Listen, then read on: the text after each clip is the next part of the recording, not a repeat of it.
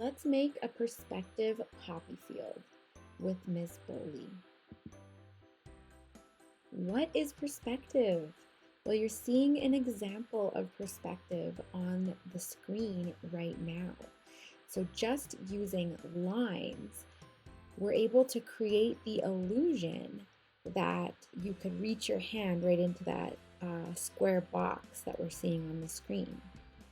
So perspective is how we create a 3D optical illusion on a 2D surface, like a piece of paper or a computer screen or a canvas. So let's have a look at this painting.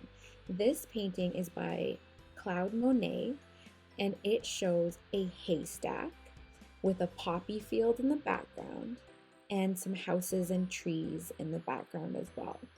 So when we look at this, the haystack is really big in the front and the houses are smaller in the background. So that doesn't mean that the haystack is a giant haystack that is bigger than a house. What it means is that it's just closer up to the viewer. So that's how we understand perspective when we're looking at a picture. Things that are larger usually means that they're closer up to us. Here's another example. This one is also by Claude Monet, and it is also of a poppy field. This guy really was into painting poppy fields. So we have some people in the front of the painting, and then we have some people in the back of the painting. And the people in the front are larger, and they're also painted in more detail than the people in the back of the painting. And that's how we know that they're closer up to us. Okay, so why are we doing this perspective poppy painting? Well, it's so that we can learn those basic kind of rules. So we can show depth in a picture by having larger things, meaning that they're closer to the viewer, and smaller things are farther away from the viewer. So that's the basic idea or concept that we're trying to learn by doing this art piece. We're also making art about Remembrance Day as well. Okay, we have some supplies that we're gonna need. So you can use your visual journal or a sheet of watercolor paper. You're gonna use your watercolor set if you have it, and you'll need a brush and some water to use that. I'm using a Sharpie marker, but again, if you don't have access to that, a pen or a pencil will work fine. And I'm using red construction paper.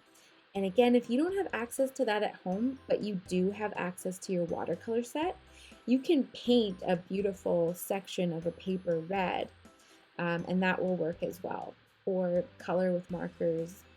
And I'll show you later on how you can use markers as watercolors as well. We're going to be doing some collaging, so we're going to need scissors and glue as well. And again, as with every project, we'll make do with what you have available at home. Okay, so we're first going to start out by creating a horizon line in our art. So we're going to have to show that there's going to be a difference between the sky and the ground. All right, so I'm only going to be using the green and the blue and maybe some yellow right now for doing, and maybe some purple as well for the sky, for doing my sky and my ground. So what I'm going to do is I'm just going to wake up the colors that I'm going to use. So I'm going to dip my brush into water, and I'm going to swoosh the water around into the watercolor paints that I will be using. All right, so if you want, you can use a pencil to draw that line dividing the sky and the ground. It's called the horizon line. So I can draw just a straight line, or some of those Monet paintings we looked at, they had sort of a diagonal horizon line. So I can do that as well. So it's up to you. You don't have to use pencil. You can just go straight with your watercolor paints if you choose, or you can do it with pencil.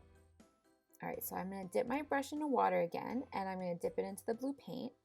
I'm going to do some stripes of blue paint for my sky. Okay, and I can dip into my paint or I can dip into my water. I can do either. And you'll notice if you end up with streaky lines like that, see?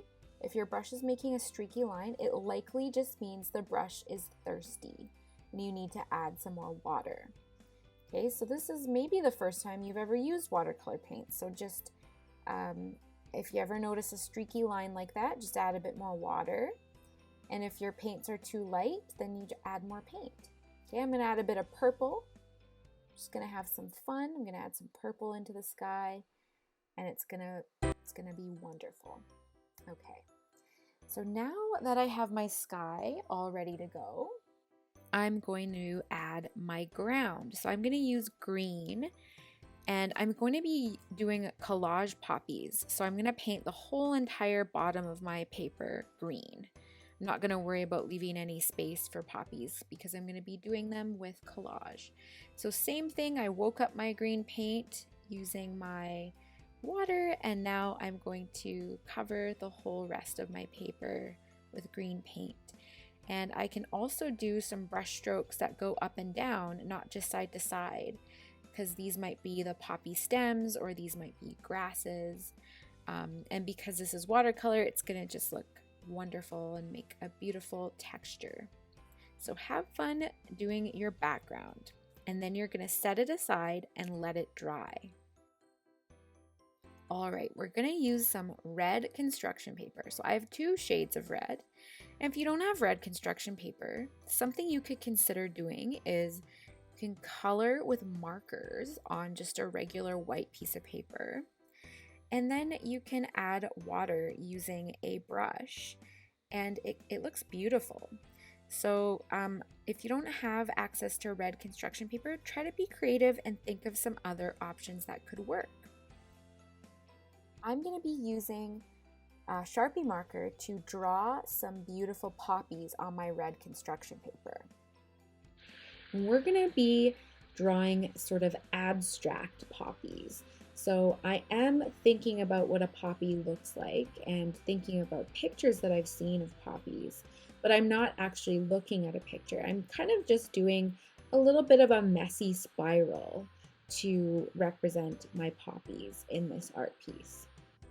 Okay, so remember that with perspective, one of the main ways that we can tell something is close up is if it's larger. So I'm going to draw some larger size spiral poppies. Okay, I'm going to draw them on a couple of my different colors of red, and then I'm going to draw some smaller ones, and I'm going to draw some really small ones so that I have a variety of different shapes and sizes of poppies, so mainly sizes. So you want to make sure you get small, medium, and large. There's a little baby one there. And then we're going to grab our scissors and we're going to cut those out using the magic of videos. There we go, all cut out. So now I'm going to take my background, which is now dry, and I'm going to use some glue. Whatever you have at home is fine. And I'm going to arrange my poppies so that the larger ones are in the front and the smaller ones are closer to the back in the horizon line. And they're all going to be in the green area because we don't want to have floating poppies in the sky. And if you have any poppies that are falling off the page, that's even better. We want to have some poppies can overlap, some poppies can fall off the page, and then we would just cut off the extra parts. And then what I'm doing now is I am using a pencil crayon and I'm drawing some texture for the poppy stems. And now here's my favorite part. You guys are going to love this part. So I'm going to get my watercolor paints. I'm going to get my brush. I am going to do some splatter painting.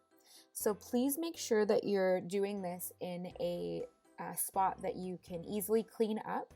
You can always cover your surface with another piece of paper or something to protect it. So I'm going to take my red paint. I'm going to do some tiny little dots of paint because those are the tiny little poppies, like really, really far away in the background. Remember the Monet painting that we looked at. So I'll do some dots. Okay, and now for the splatter part. So I'm going to get my brush really, really soaked in water, and then I'm gonna place it in my paint. And then I'm gonna just gently tap, tap. Okay, just gently tap, because if you do anything less than gentle, then it'll make a really big mess. But just gently tapping will create wonderful little splatters. And I can even go and paint on my construction paper and do, some loose painterly marks. And I know poppies have the dark black center, so I could include those using some darker paints. And I might even do some splattering of green or some splattering of blue in the sky, just to sort of add some interest. So here I go. All right, and there's my finished product. I cannot wait to see your finished product. Thanks for watching.